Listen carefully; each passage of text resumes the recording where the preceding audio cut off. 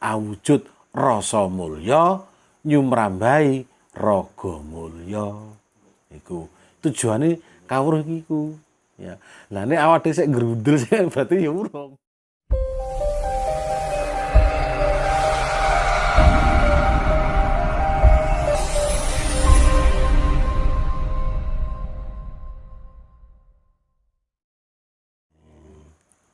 Yeah.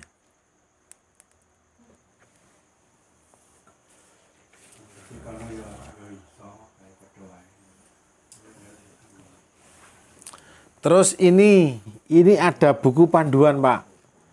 Jadi ini buku panduan atau buku pemaparan kawruh sadulur sejati.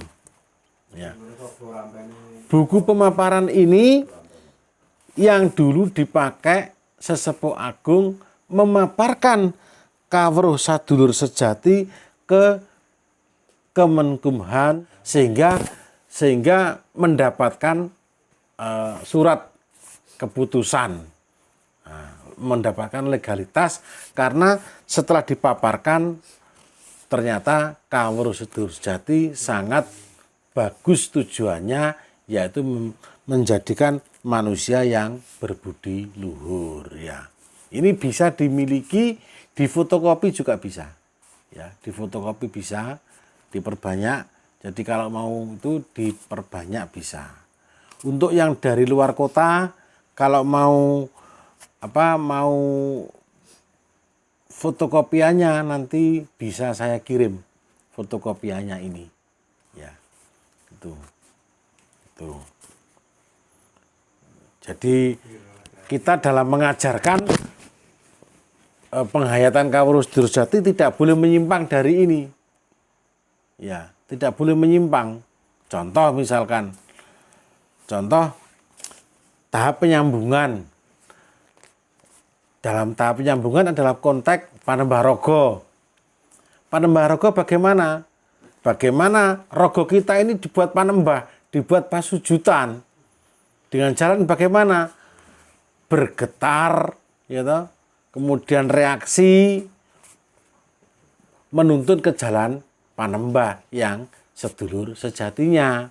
Ini nggak boleh ditinggalkan.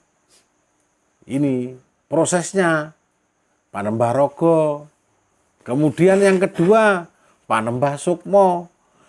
Kalau sudah sambung dengan sedulur sejati dari awal penyambungan geter, maka ketika sedulur sejati sudah manunggal, maka akan menuntun ke dalam panembah sukma. Awujud apa? Awujud rasa. Ya kan? Biarlah rasa yang menggerakkan, biarlah rasa yang berbicara, yang membicarakan, ya kan? Jadi pangandikan wis gak pangandikan karepe gak, tapi pangandikane sukma. Ya, itu namanya panembah sukma. Kemudian panembah rasa.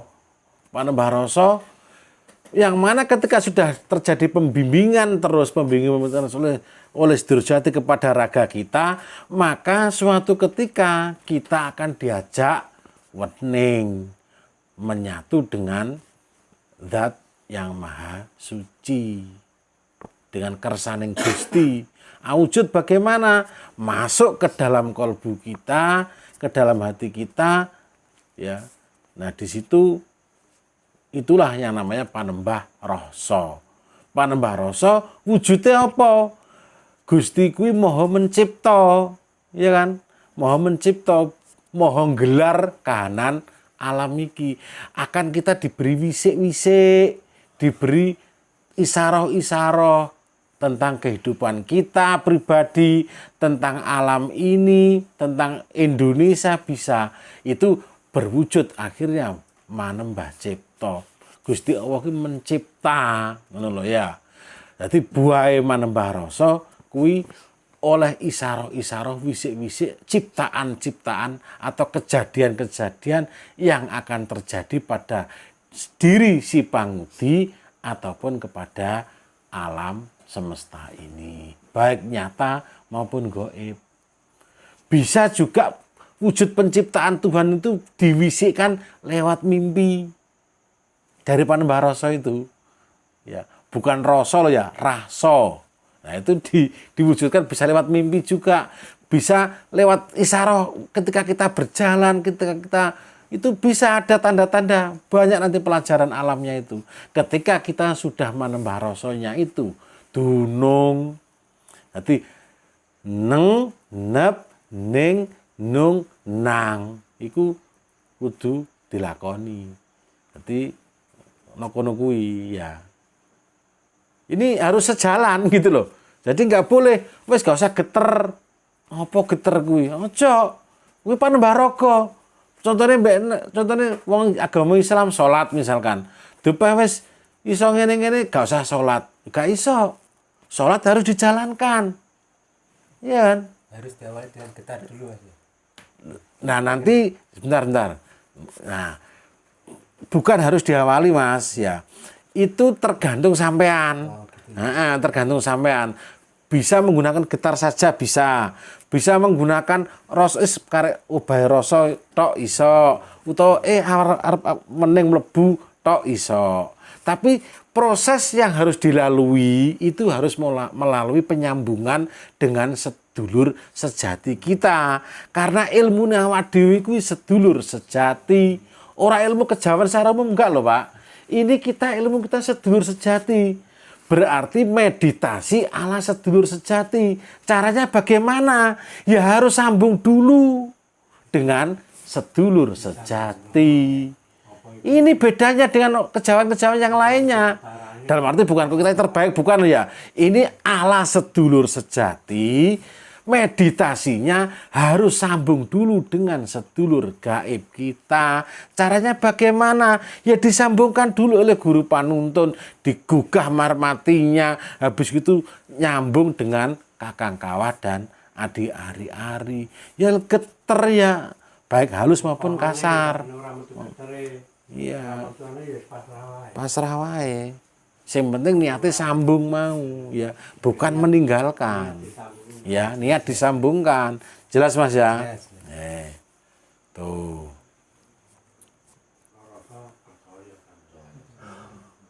Nah, tergantung situasi, Mas. Sampeyan kok nomah nganggo goter ngene-ngene bengok-bengok. Lho, engko iku tangga piye, keluarga piye. Nah, gunakan manembah sukma tok wae. Nah, sumeleh wae. Apa jari sukma sejati ya. Tergantung situasi dan kondisi. Kenapa ya? Mesti krasa kok. Aku sambung ora mesti krasa. Nah, dununge nanggone laku kuwi, nah iki sing penting. Ya, eling-eling.